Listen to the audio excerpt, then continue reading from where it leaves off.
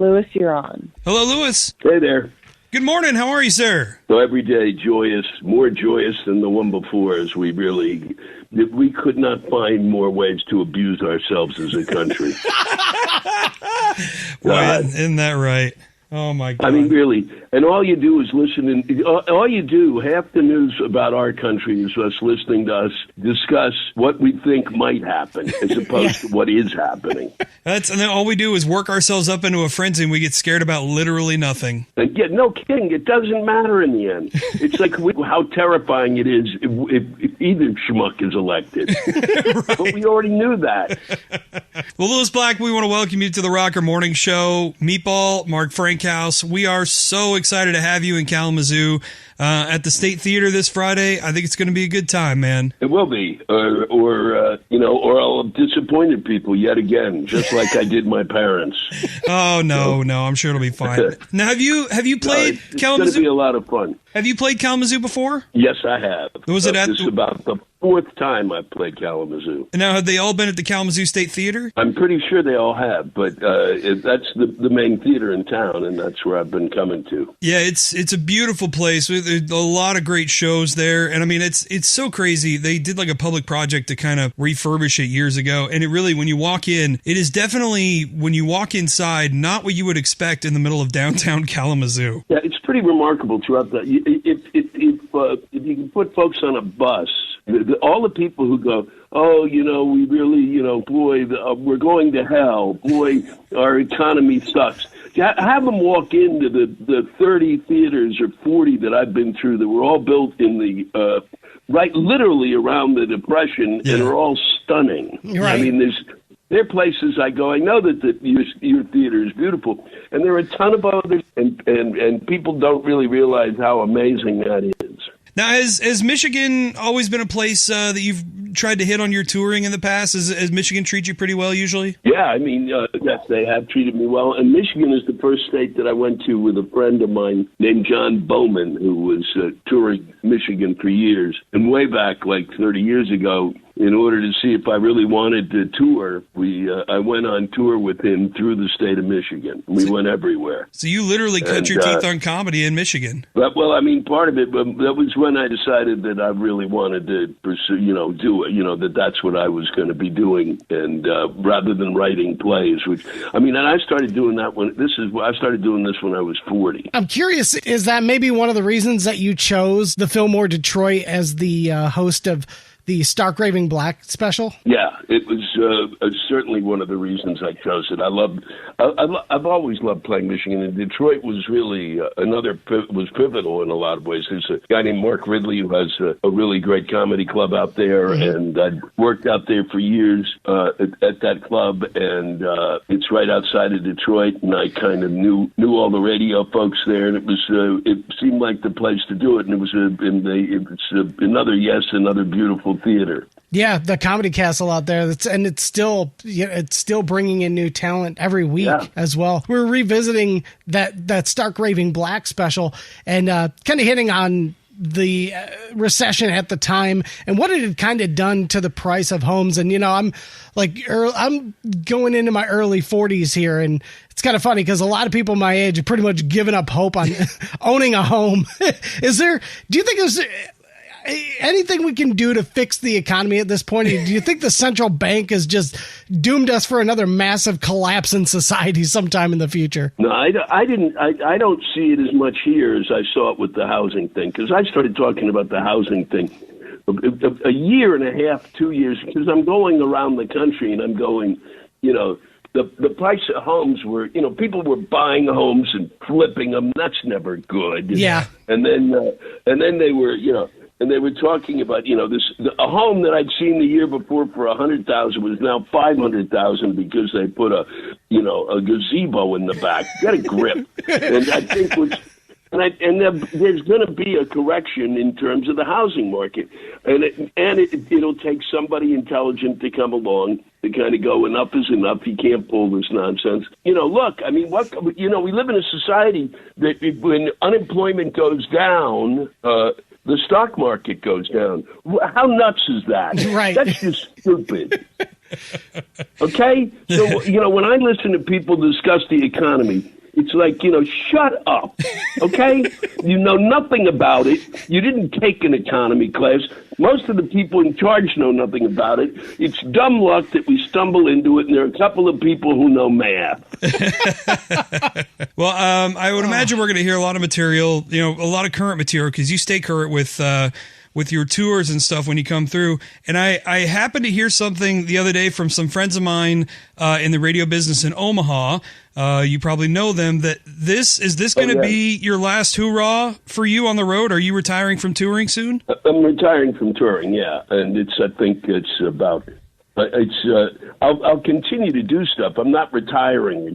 Right. I mean, what's unbelievable is people don't hear you when you tell them you're retiring. Oh, you're going to come back. No, I'm not the Rolling Stones, okay?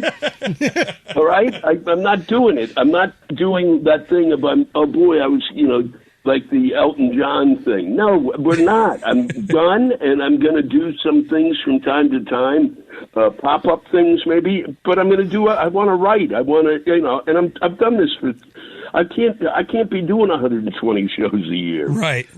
No joke. I was going to say, it's been a lot of fun. I was going to say, maybe not like with touring, but I know a lot of people will take a residency in Vegas for a bit, maybe something like that. No, I thought I would do that. I really thought I would do that until I tried playing there at the MGM Grand. I would do a week at a time. Yeah. And it was like, this is insane. I will be dead in half a year. I don't know, man. Louis Black live from the Sphere would be badass. Oh, that would be, thank you. I suggest that. Now, in your material, I mean, you don't shy away from, a lot of topics in your shows that some see as divisive, especially now with the way politics are. Is it still fun to you to write and perform, the comedy about like the absurdity in politics? Or have the last couple of years really taken the steam out of that? No, I still enjoy it. What makes it interesting is trying to figure out figure out what the joke is. And a lot of the times, and especially during this tour, I'm finding the jokes are already written. Yeah. When you're talking about banning books, that to me is that's the punchline to a bad joke. We're really going to ban books. Right. But if you're going to do that, why don't you just don't teach the kids to read? Why don't you do that? That's easier.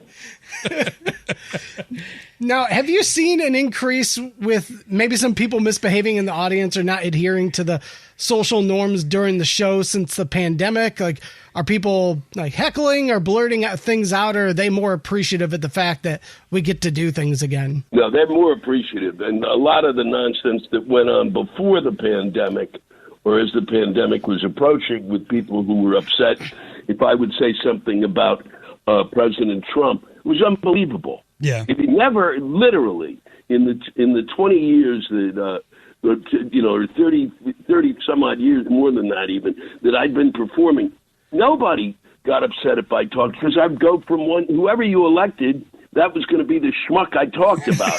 So right. You can't be whining. Right. And they're going, I can't believe you're saying that about him. I said it about the other idiot. And I said it about the idiot before him. And I said it about the other idiot before that idiot.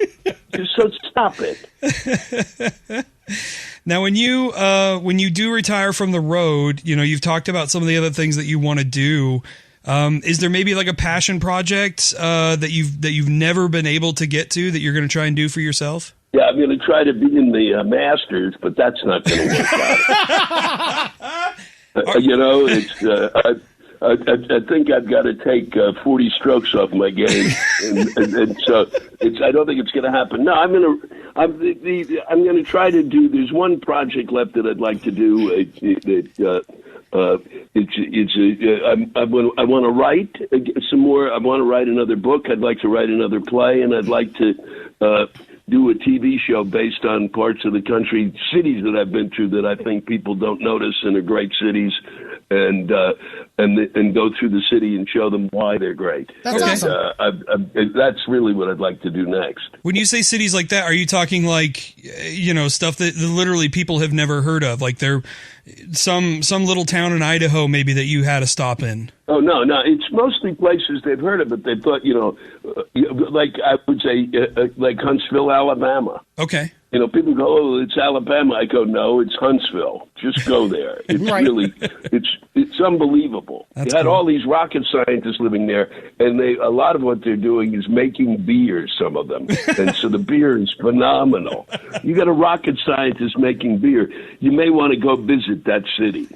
And my understanding too is there's quite the history about segregation there in Huntsville as well. They brought in the Nazis to build our rockets, and the federal government kind of pushed integration on the people of Huntsville and said, if you want an economy and you want these rocket scientists here, you better integrate. Yeah. Okay, and so it was Nazis who basically forced the integration of Huntsville. How great a story is that? And I've been trying to pitch that story, but nobody's listening to me. Would that be a sitcom situation or a drama? How would you want that to play out? I'd do it as a dramedy. Okay, I love it. Yes, a word I've never said aloud. Now, what about, would you ever consider doing like a radio show? Because, us being radio people, and you've played a shock jock before on an episode of Law and Order, so I know you could do it. I could do it, but I'm not waking up. You guys wake up way too early. You're insane.